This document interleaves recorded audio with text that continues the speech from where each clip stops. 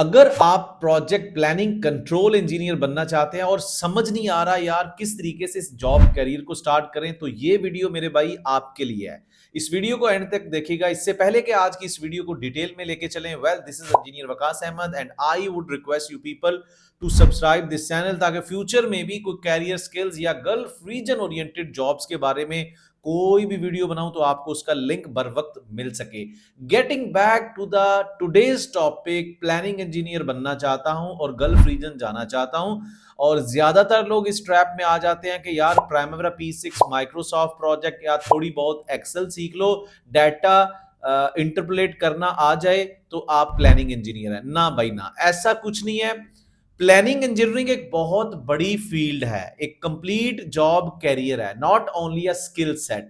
इसमें डिफरेंट तरह के स्किल्स मिलकर एक इंजीनियर को प्लानिंग इंजीनियर बनाते हैं, जिसके बारे में आज की इस वीडियो के अंदर मैं आपको 5 बेस्ट स्किल सेट्स बताने जा रहा हूं, जिसको सीख कर आप एक प्रोफेशनल प्लानिंग इंजीनियर बन सकते हैं। और ये एक ऐसा प्लानिंग इंजीनियर होगा जिसकी फॉर एवर डिमांड होगी गल्फ रीजन के अंदर काम करने वाली कंपनीज के अंदर। Either you will target construction industries like building construction organizations, road construction जो MEP का काम करते हैं, ऑयल एंड गैस का काम करते हैं। सो सबसे पहले स्टार्ट करते हैं जी। बहुत सारे लोग मेरे व्यूअर्स हैं वो civil engineers, electrical, mechanical, chemical, तो आप सब लोग थोड़ा सा सीट बेल्ट बांध ले। सबसे पहला स्किल जो आपने सीखना है, एक प्लानिंग इंजीनियर को किस चीज का पता होना चाहिए, that is about project management concepts. अब प्रोजेक्ट मैनेजमेंट का मतलब क्या है, हम अपने इर्द गिर्द अगर देखें, अपनी लाइफ में देखें, तो हम सुबह से लेकर शाम तक पूरे महीने के अंदर अपनी सैलरी को मैनेज करते हैं, अपने टाइम को मैनेज करते हैं, अपने इर्द गिर्द के लोगों को मैनेज कर रहे होते हैं। ये हमारी लाइफ मैनेजमेंट है, डे मैनेजमेंट है, या जो भी आप समझ लें। बिल्कुल इसी तरीके से हमारे सिविल, इलेक्ट्रिकल, मैकेनिकल, केमिकल के प्रोजेक्ट्स पे प्रोजेक्ट मैनेजमेंट होती है कि यार उस प्रोजेक्ट के टाइम को मैनेज करना, उसकी कॉस्ट को मैनेज करना, उस प्रोजेक्ट के ऊपर काम करने वाले लोगों को मैनेज करना, आई मीन रिसोर्स मैनेजमेंट। ये मेजर कंस्ट्रेंट्स होते हैं। यानी कि उसके बिल्डिंग बनानी है तो बिल्डिंग को आपने 1 साल के अंदर डिलीवर करना है। आपने रोड कंस्ट्रक्शन का प्रोजेक्ट है, आपने उसको 1 साल के अंदर डिलीवर करना है। ब्रिज कंस्ट्रक्शन का project, oil and gas pipeline, MEP का प्रोजेक्ट, तो time, cost and resources, quality, risk, procurement, so ये सारी चीजें आ जाती हैं आपकी प्रोजेक्ट मैनेजमेंट के अंदर। एक प्लानिंग इंजीनियर बनने के लिए आपको अपनी बेस स्टार्ट करनी पड़ेगी प्रोजेक्ट मैनेजमेंट से।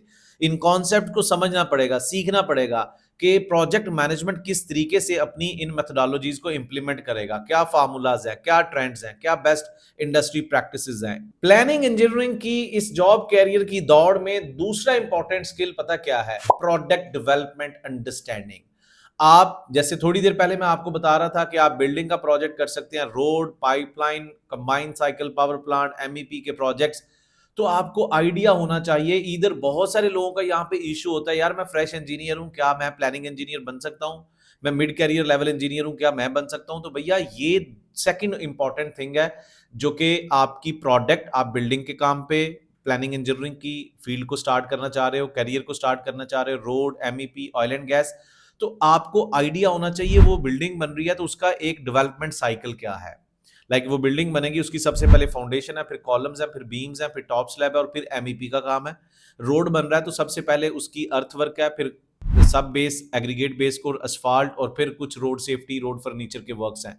आपकी पाइपलाइन का प्रोजेक्ट है तो उसकी सबसे पहले लेआउट एंड मार्किंग है, आपकी कटिंग है, आपकी बेवलिंग है, वेल्डिंग है, जो भी फैब्रिकेशन के बाद आपकी टाइन वेल्डिंग, और फिर उसकी लोअरिंग ट्रेंच के अंदर, मतलब जो भी एक प्रोसीजर है। इसी तरीके से आपका कंबाइंड साइकिल पावर प्लांट है जिसमें सिविल के काम है, फाउंडेशंस होंगी, फिर आपका इक्विपमेंट आएगा, इंस्टॉल किया जाएगा, कमीशनिंग की जाएगी, टेस्टिंग की जाएगी, राइट। सो ये एक प्रोडक्ट डेवलपमेंट साइकिल कहलाता है। इसके साथ साथ आपको स्टैंडर्ड्स का आइडिया होना चाहिए। आश्टो स्टैंडर्ड है, ANSI स्टैंडर्ड्स हैं, API के स्टैंडर्ड्स हैं, H2SMR 107 के स्टैंडर्ड्स हैं। यानी कि as a planning engineer with the passage of time you should grip on such kind of things as well. अब ये जो दोनों स्किल्स है ना, जो आपका फॉर एग्जांपल मैंने पहले बताया, प्रोजेक्ट मैनेजमेंट का आपका एक आता है स्किल सेट पहला, और दूसरा आता है प्रोडक्ट डेवलपमेंट का। ये दोनों आपको मर्ज करने हैं, इंटीग्रेट करने हैं, इससे आपको डाटा जनरेट करना है। कैसे? मैंने पहली स्किल सेट के अंदर नाम लिया था टाइम मैनेजमेंट, कॉस्ट मैनेजमेंट और रिसोर्स मैनेजमेंट का। हायर लेवल पे इस चीज को समझते हैं कि कैसे प्रोजेक्ट मैनेजमेंट और प्रोडक्ट मैनेजमेंट को आपस में हमने मर्ज कैसे करना है। अब आपकी बिल्डिंग है, फाउंडेशन, कॉलम्स, बीम्स, इनके ऊपर आपका टाइम कितना लगेगा, हर एक माइलस्टोन के ऊपर, हर एक फेज के ऊपर, बिल्डिंग की आपने फाउंडेशन बनानी है, उसके कॉलम्स बनाने हैं, उसकी बीम बनेगी, उसका टॉप स्लैब, उसका मैकेनिकल का काम है, इलेक्ट्रिकल प्लम्बिंग का काम है, उसके फिनिशिंग के काम है।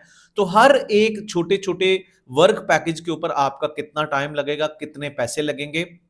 When I talk about these phases, I am actually explaining about the product development cycle. But when I talk about time management, cost management, resource management, I am talking about project management. But when I cumulatively call it के यार मेरी foundation के ऊपर कितना time लगेगा, कितना पैसा लगेगा, कितने लोग काम करेंगे, माई जो कॉलम्स का वर्क पैकेज है उस पर कितने लोग, कितना काम करना पड़ेगा, कितना यानी कि खर्चा आएगा।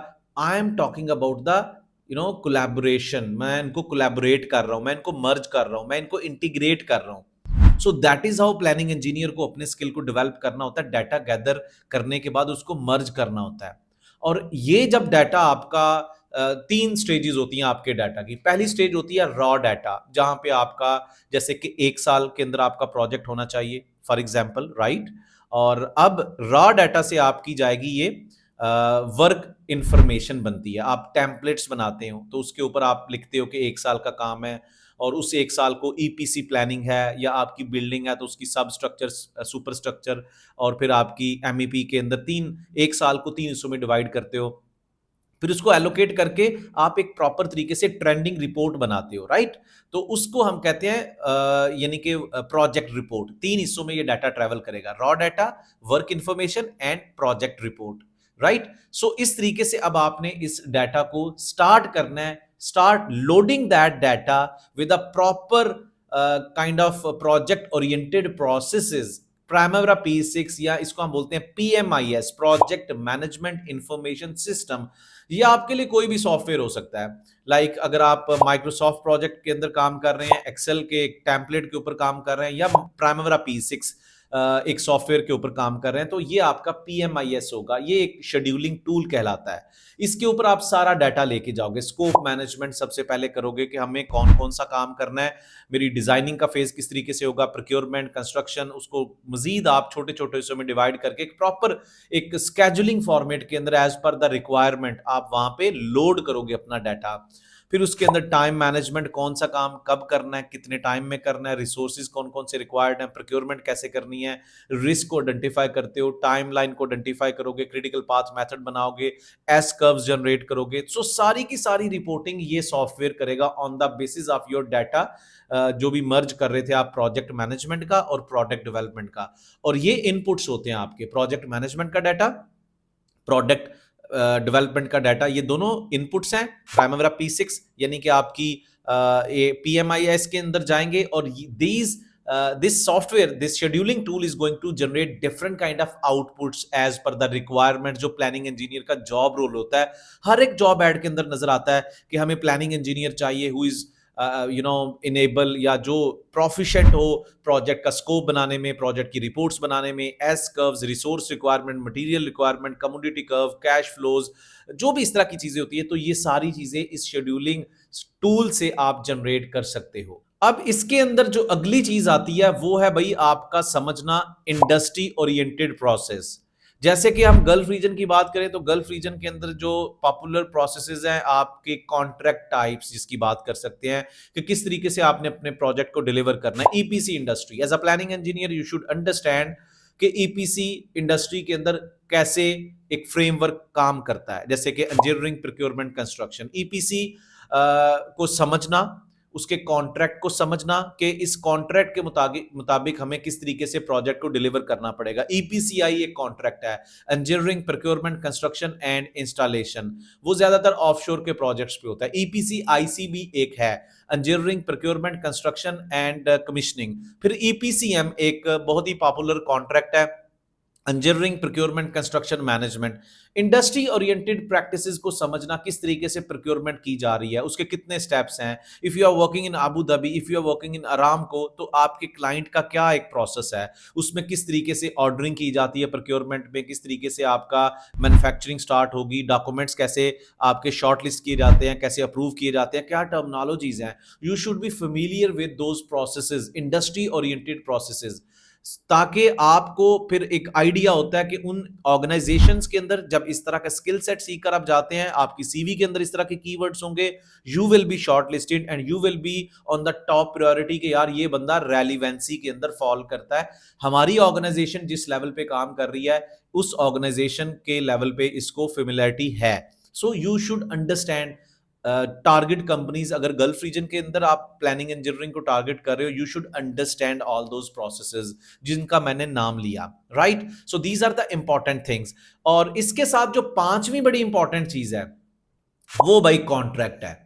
अब आपने क्या किया, प्रोजेक्ट मैनेजमेंट को समझा, डाटा कंपाइल किया, प्रोडक्ट डेवलपमेंट के मुताबिक टाइम को, कॉस्ट को, रिसोर्सेज को, उसकी बेसलाइन, उसकी फाउंडेशन, उसके कॉलम्स बीम्स के साथ हमने मर्ज कर दिया।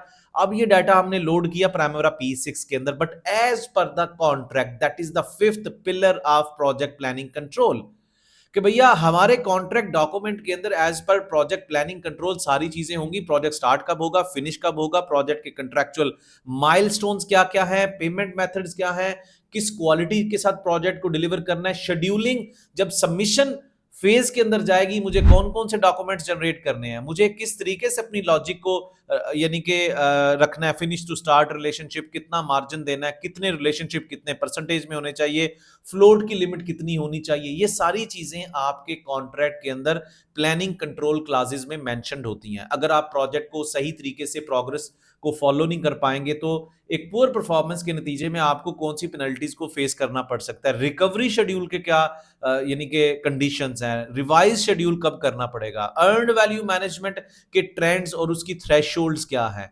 सो ये सारी चीजें कॉन्ट्रैक्ट के अंदर मेंशन होती हैं। Along with these 5 skills, we are living in 2025, and I would suggest if you want to become a planning engineer, you should also add one more extra bonus skill in your bucket list, that is Chat GPT, which is doing superb job. If you are a fresh engineer, बहुत सारे लोग आते हैं मेरे पास, sir मैं fresh engineer हूं, तो मैं ये कहता हूं कि चैट जीपीटी अगर ना होता तो मैं कभी भी आपको रिकमेंड ना करता कि आप अभी से प्लानिंग इंजीनियरिंग को सीखना स्टार्ट कर लें। क्योंकि अब एआई आ चुका है, एआई आपको बहुत हेल्प कर रहा है, तो आप फ्रेश लेवल से भी इस स्किल सेट को सीख सकते हैं। सबसे ज्यादा दिक्कत आपको आती है प्रोडक्ट डेवलपमेंट के अंदर।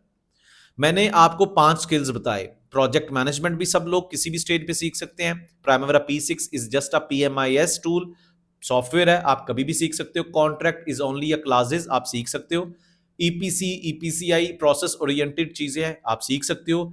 Only the thing where I guess people suffer due to the lack of experience is product development knowledge area, कि आपको पता नहीं है, आपने बिल्डिंग साइट पे काम नहीं किया तो बिल्डिंग की क्या स्टेजेस हो सकती हैं, पाइपलाइन की। But here chat GPT is going to help you out.